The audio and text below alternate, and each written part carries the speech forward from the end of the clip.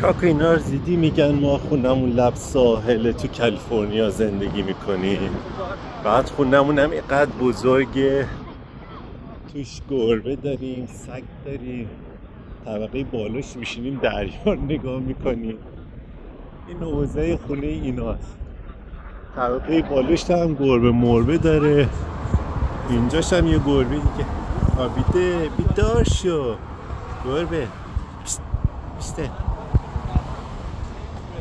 طبقه بالاش هم اونجا گربه مربه است. اینم دریا، لب دریا یارو زندگی. نگاه کنید خونه زندگیش اینجا لب بیچ کنار دریا. گربه بیدار شو گربه.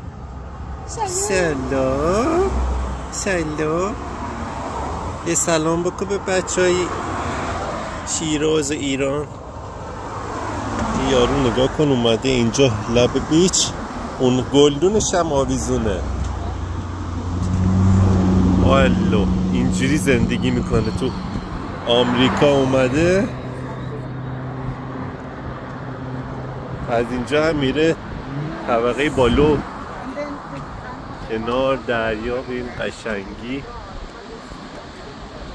اینم بعضی اینجوری زندگی میکنن. فکر نکنید آمریکا همه دارن حال میکنن و آدم های همه جوره وجود داره.